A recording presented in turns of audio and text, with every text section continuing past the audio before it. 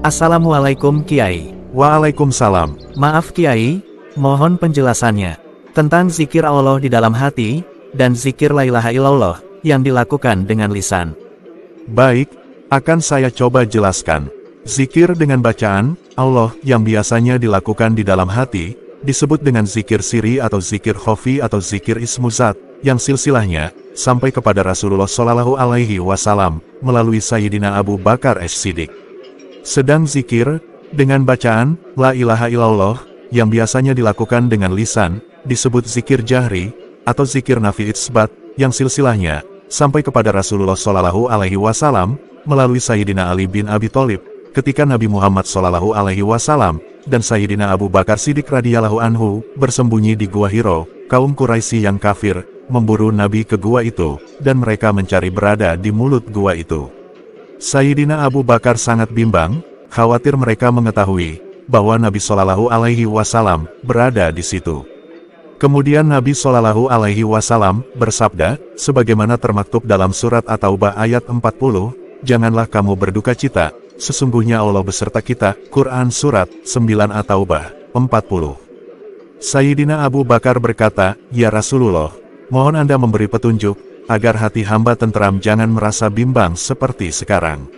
Sabda Nabi Shallallahu Alaihi Wasallam, ucapkan olehmu asma Allah. Bagaimana caranya mengucapkan kalimat itu, dan di mana menempatkannya, ya Rasulullah?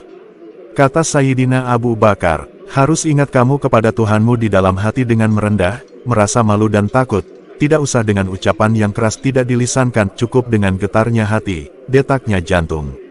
Cara berzikir seperti itu, harus dari pagi sampai petang, serta ingat terus jangan ada lupanya, sabda Nabi Shallallahu Alaihi Wasallam. Bagaimana kalau lupa ya Rasulullah? Tanya Sayyidina Abu Bakar, harus ingat kamu kepada Allah. Di mana lupa, usahakan untuk ingat lagi, sabda Nabi Shallallahu Alaihi Wasallam. Setelah Sayyidina Abu Bakar mendapat petunjuk berzikir dari Nabi Muhammad Shallallahu Alaihi Wasallam, hatinya merasa tenteram, tidak bimbang dan takut melihat rombongan kaum kafir yang akan membunuh Nabi Shallallahu Alaihi Wasallam.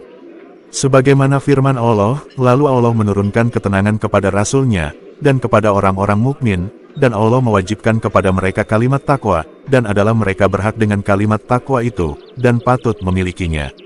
Quran Surat 46 Al-Fat 26. Setelah Sayyidina Abu Bakar diberi wirid itu dari Rasulullah Shallallahu Alaihi Wasallam, beliau sangat takut kepada Allah, sampai para sahabat menerangkan, apabila kita mendekati Sayyidina Abu Bakar, tercium dari mulutnya, seperti telah memakan goreng hati domba, dan terdengar dari hatinya, seperti suara mendidihnya minyak kelapa dalam penggorengan.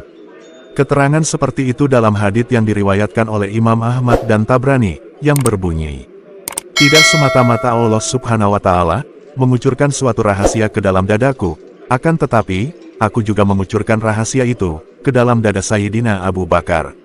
Yang dimaksud dengan rahasia ialah zikir khafi. Rasulullah Shallallahu Alaihi Wasallam bersabda kepada para sahabat, apabila ditimbang iman Abu Bakar dengan iman jin dan manusia, selain para nabi dan mursalin, tentu akan lebih berat imannya Abu Bakar. Apa sebabnya Sayyidina Abu Bakar sedemikian tinggi imannya, melebihi para sahabat yang lain, ya Rasulullah, padahal salatnya, puasanya dan sedekahnya sama, tanya para sahabat.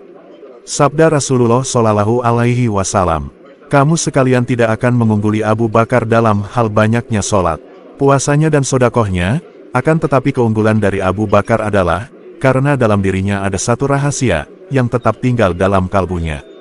Lalu kalau kalian mencari zikir, dan amalan-amalan aneh-aneh itu, yang diikuti siapa? Orang itu, sukanya mengamalkan amaliyah yang aneh-aneh, yang kalau bisa, suatu amalan kalau dibaca itu, lidah sampai ketekuk keseleo, jadi tidak semua orang bisa mengamalkan, lakok amalan kok dicari, yang aneh-aneh. Ingat, afdolu zikri, falam anahu, la ilaha illallah, seutama-utama zikir itu, la ilaha illallah, tidak ada zikir yang melampaui keutamaan la ilaha illallah. Zikir yang lain-lain itu, tidak ada yang bisa mengungguli keutamaannya zikir la ilaha illallah. Kenapa? Karena, amal-amal ibadah yang lain itu, tidak bisa diterima Allah, sholat, zakat, sedekah, bacaan Al-Quran, puasa, apa saja amalia itu, tidak akan diterima Allah, akan diterima oleh Allah, kalau menembus 7 langit, dan di langit itu ada pintu-pintunya, dan di pintu-pintu langit itu, ada malaikat penjaganya, dan malaikat penjaga itu, diperintah Allah untuk menolak amal siapa saja yang akan menuju langit, jika orang yang beramal itu masih iri, dengki, hasad, ujub, sombong, takabur, syirik, riyak, dan sifat tercela itu, tumbuh dan adanya di titik latifah manusia, dan zikir yang bisa membersihkan titik latifah dari sifat tercela itu, hanya la ilaha illallah. Makanya, kenapa zikir la ilaha illallah itu, utamanya mengalahkan zikir yang lain, orang bisa zikir la ilaha illallah dengan benar itu, pasti menjadi waliullah, cuma sayang. Banyak orang meremehkannya, karena tidak tahu manfaatnya. Makanya la ilaha illallah itu, dinamakan Miftahul Jannah, artinya, kunci kebahagiaan, di mana tidak bahagia, jika semua amal diterima, dan semua doa diijabah karena menembus langit, dan sampai kepada Allah.